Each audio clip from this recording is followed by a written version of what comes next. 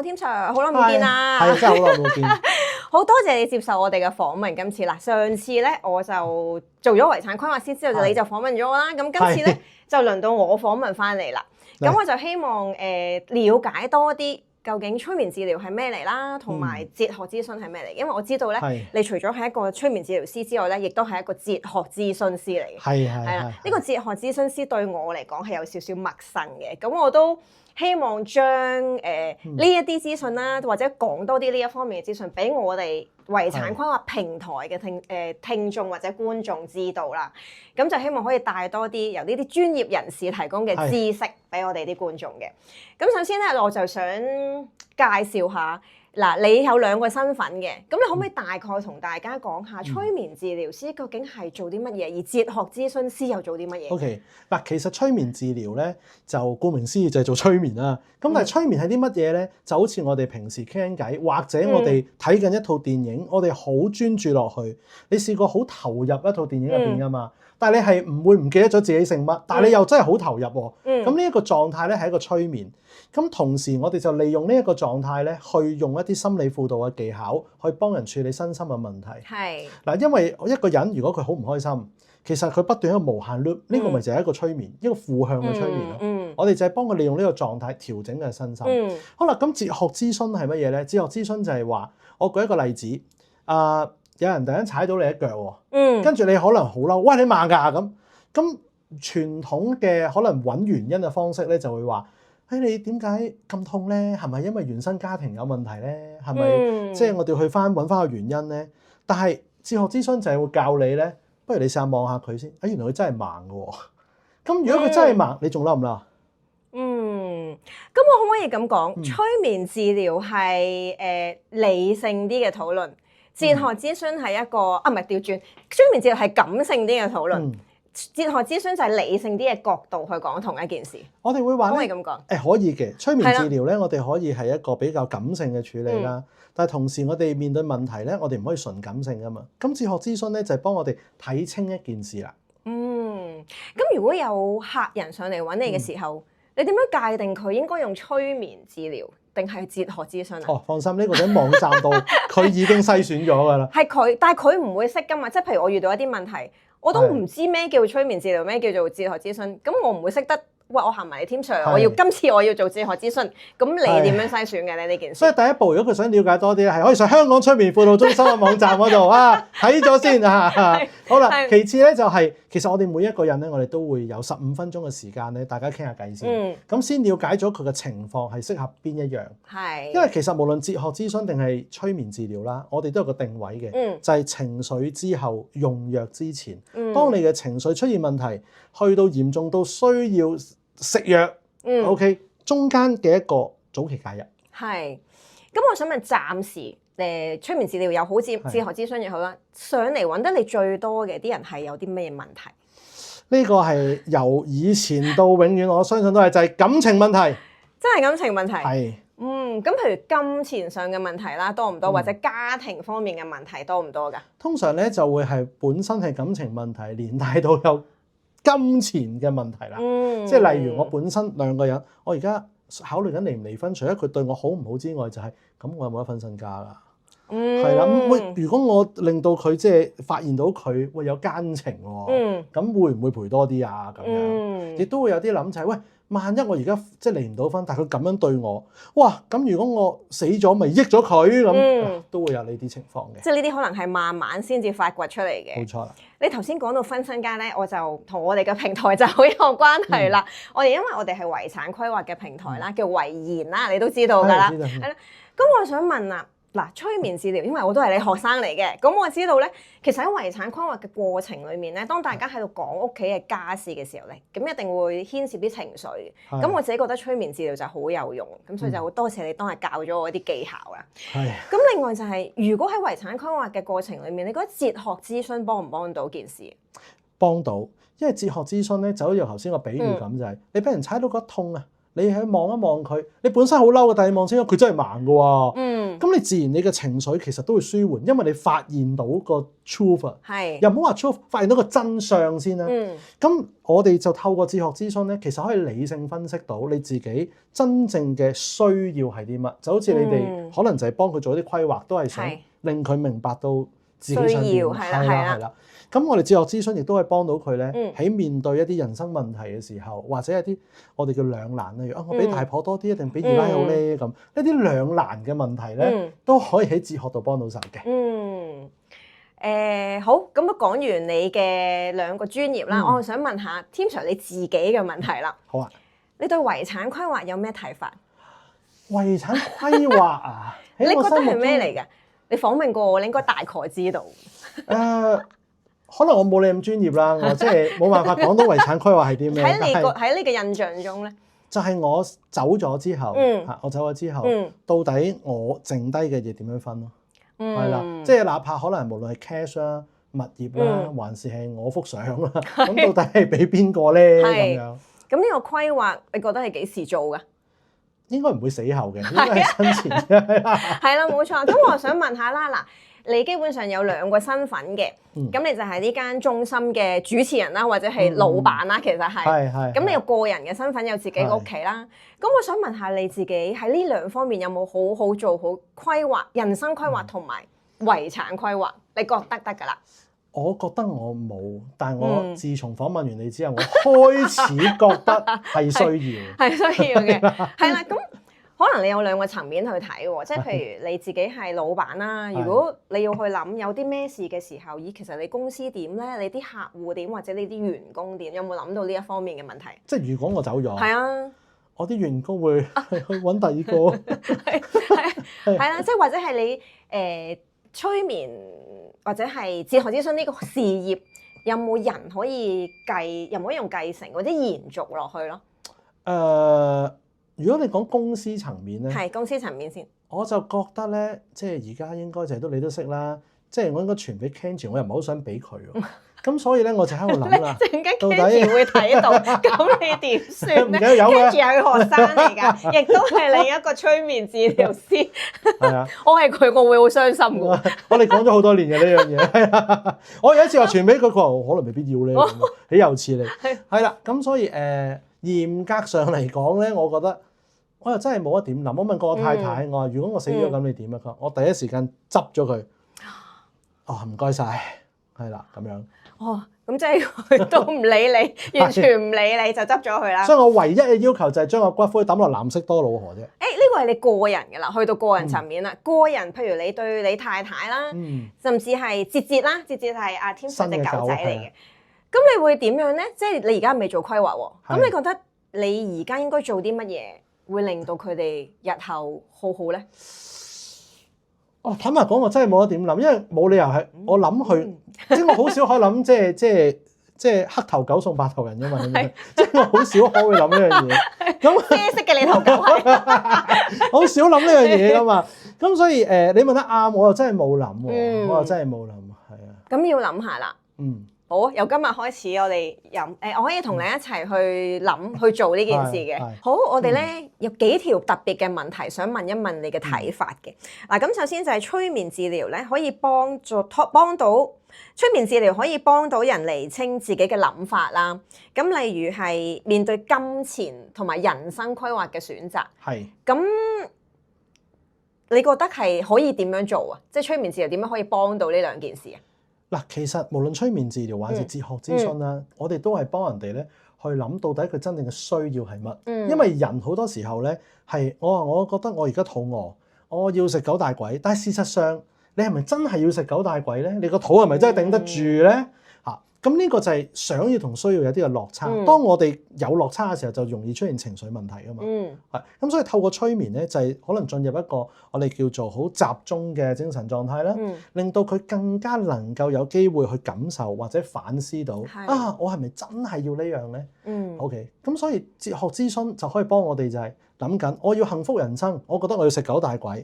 咁係咪真係九大簋就係你有幸福嘅必要條件咧？即係個天落雨，地下係肯定濕，但係地下濕唔一定係天落雨噶嘛。呢個就係哲學諮詢入邊教識我哋諗嘅嘢。真係好哲學喎！我都諗咗一諗，係 OK。咁即係其實去界定或者去揾翻嗰個人，究竟佢想要同真正需要係咩？冇錯。其實有冇可能嗰個人自己都唔知道真正需要係咩？係佢以為佢需要嘅啫。嗱，呢個係常見嘅。通常咧就係死啦！我自己想要咩我都唔知。又或者係你好清楚，但係你唔想承認嗰樣嘢。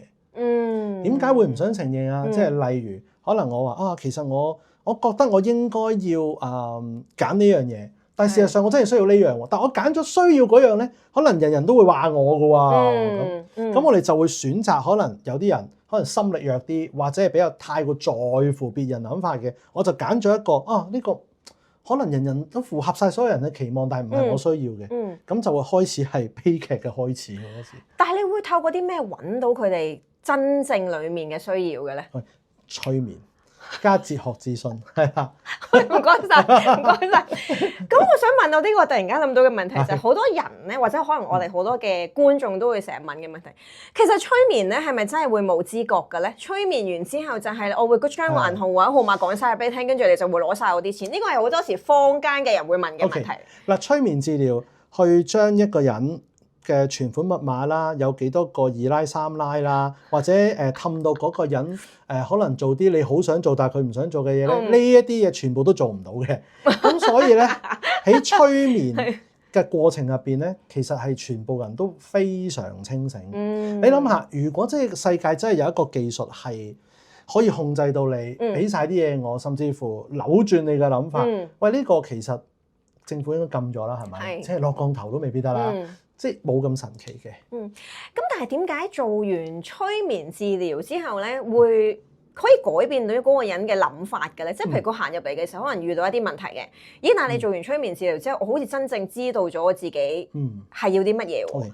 係啊。透過一個比較專注嘅狀態入邊，我哋提供一個環境啦，一個氛圍。OK，甚至乎係一啲我哋叫做對談嘅技巧入邊，令到佢開始可能會。我好似以為係要呢樣喎，但係透過我哋逐層逐層咁摸落去咧，佢會開始發現，咦，原來呢個就好似頭先我舉嘅例子咁。我認為呢個係必要條件，但係原來唔一定嘅喎。係。原來我嘅幸福人生係咪真係一定要有呢一嚿嘢咧？但係越諗啊，最後可能就唔係呢一嚿，可能係另外一嚿，又或者我未必要去到咁大嚿，可能係細嚿啲。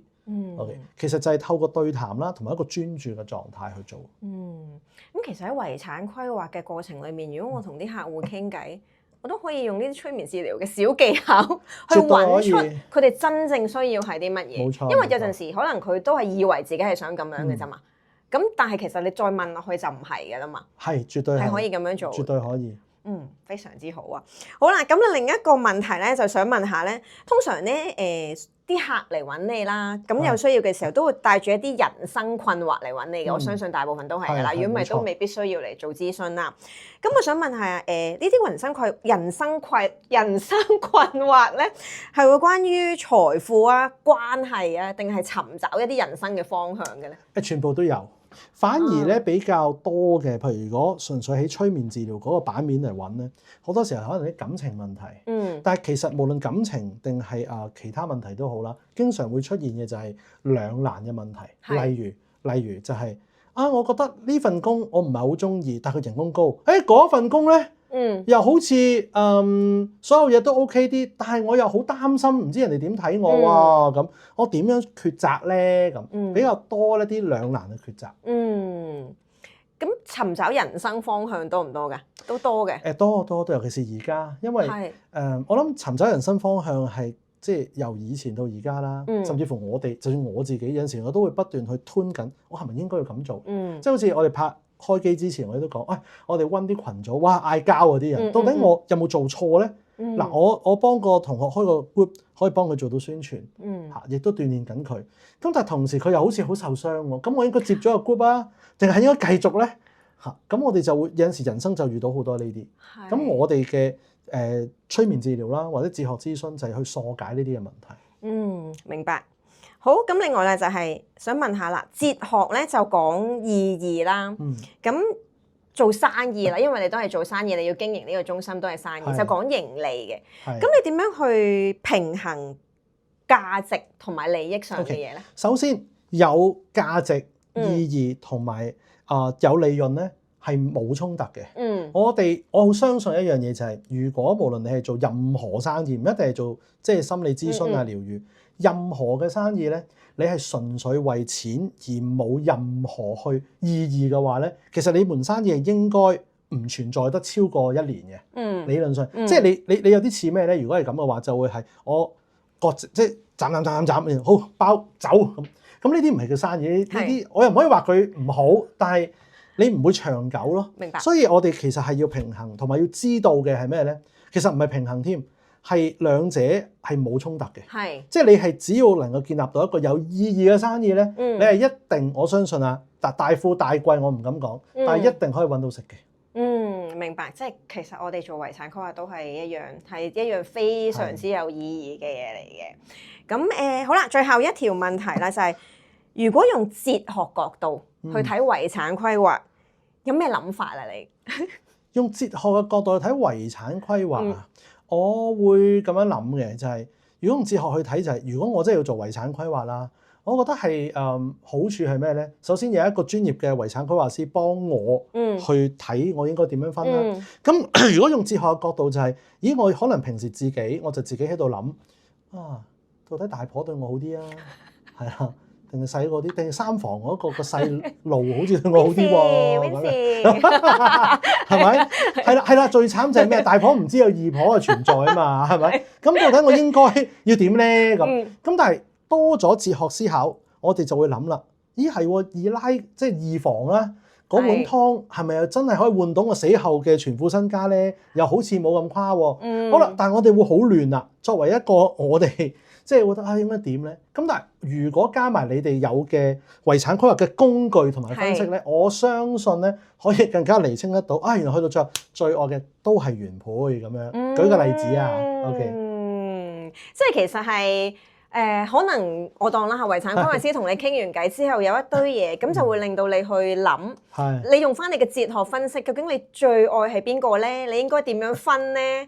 係咪咁嘅意思？或者係我哋本身可能透過哲學訓練啦，我哋已經有個初步嘅框，但係加埋，因為呢個係哲學啊嘛。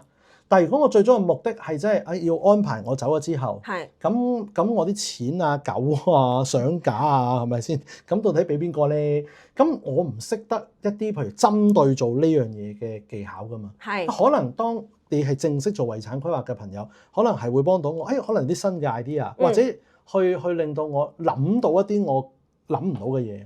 Tim Sir，咁你會唔會有啲咩問題關於遺產規劃嘅，想問一問我哋？有啊，我覺得咧遺產規劃咧，我喺度諗啊，我成日咧細個睇啲戲咧，一死咗咧嗰個人，跟住就家嘈屋閉、溏心風暴咁噶嘛。係冇錯，呢個真係遺產規劃係咪可以幫到手，等佢哋唔好嘈得咁犀利？絕對係，呢個就正正係遺產規劃嘅宗旨啦。其中一個就係我哋係唔想製造一啲紛爭喺屋企裏面，所以就係預先喺每一個人最好自己就係生前幫自己安排晒所有嘅嘢，就係避免爭產啊、避免爭吵，都係其中一個做遺產規劃嘅原因咯。咁我舉個例子啦，譬如而家養咗2隻狗啦，針針同節節啦，OK。咁啊大女即係阿針針就6歲啦，咁而家阿節節就半歲，OK。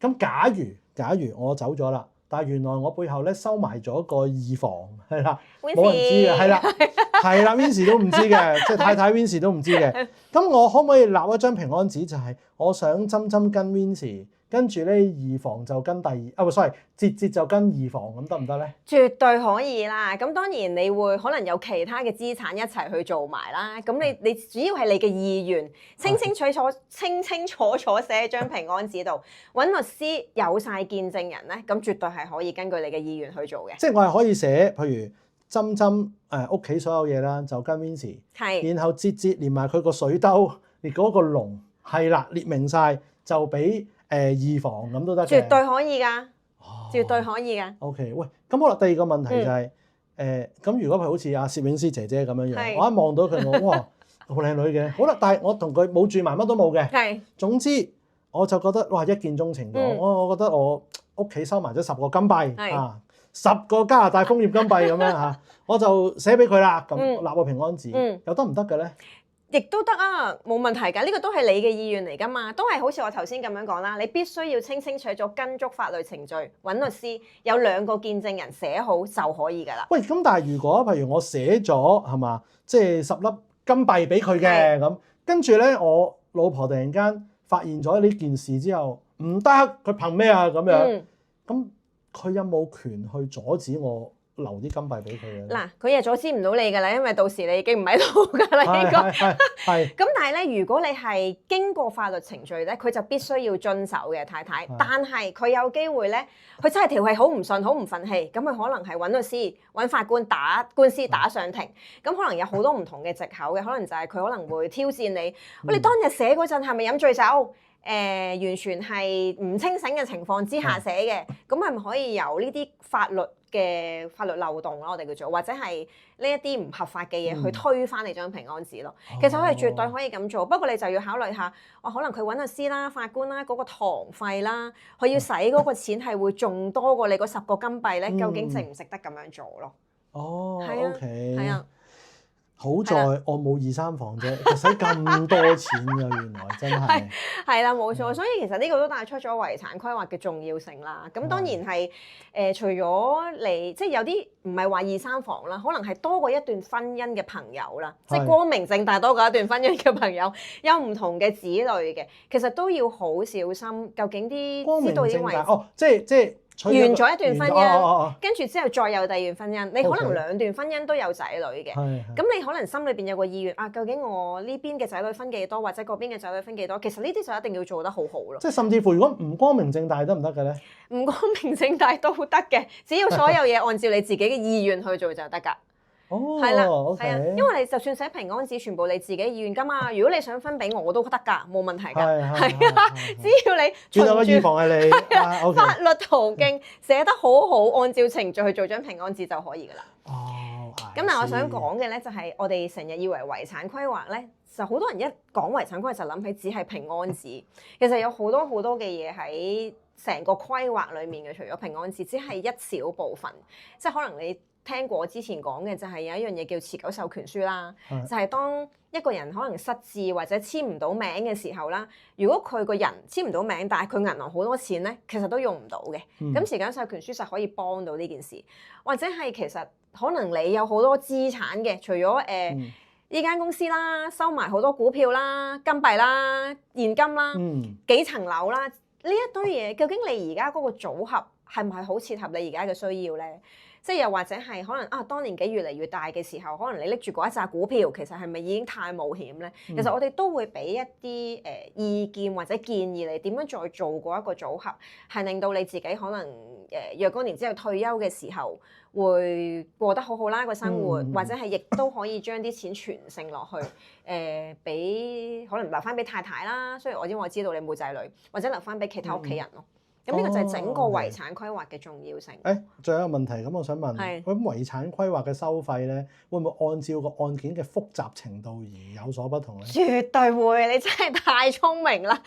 所以我想同鏡頭前大家講，如果你想慳啲嘅，就唔好搞咁多房人啦咁樣。係啦，因為有啲人其實真係好簡單嘅啫，可能佢話我得1層樓少少現金，就唔好以為唔需要做遺產規劃啦。就算你單身又好，有小朋友有屋企都好，都需要做好嘅。咁呢啲可能相對上，我哋需要付出嘅我哋叫 man hour， 即係我哋諮詢嗰個時間啦，或者整理成個過程咧比較短啲嘅，咁相對上簡單啲，價錢都會平啲嘅。咁當然啦，好似你咁樣咧，咁多資產、咁有錢又有咁多房人嘅咧，可能就會貴少少咯。係啦，就係咁咯。好啊，咁我有最後一個問題，我就係想問下，如果咧我哋同客戶喺遺產規劃嘅過程裏面遇到一啲其實佢真係好唔清楚自己究竟我想留嘢俾阿仔定留嘢俾阿女喎，定係其實我有3個女，我究竟應該將3層樓平均分啦，定係點咧？定係將1層樓俾1個，定係點好咧？即係如果呢啲位佢諗極都諗唔通嘅時候咧，其實我哋可唔可以揾你幫手嘅咧？絕對可以，可能同我哋傾完之後咧，會俾我講笑啫。可能諗完之後，佢最後會諗到就係我係咪真係要俾佢哋咧？我捐咗佢都得㗎嘛，係咪？即係如果我知道個個都同我關係唔好，與其咁，我不如造福後世。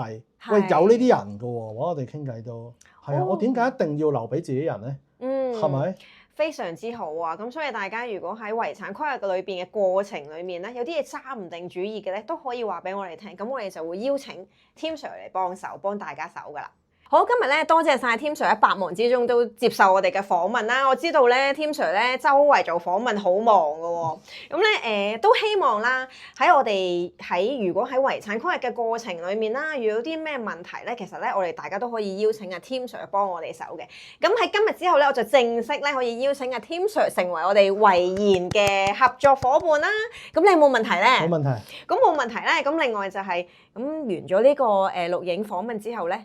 咁你自己嘅遺產規劃咧，就記住揾我哋去做咯喎。咁因為對你嚟講都好重要嘅喎。攝影師姐姐係咪都係遺產規劃師？攝影師姐姐未係遺產規劃師，但係媽媽係。係啦，都冇問題。係啦，冇錯啦。大家睇完片之後記得 CLS 我哋啦。拜拜。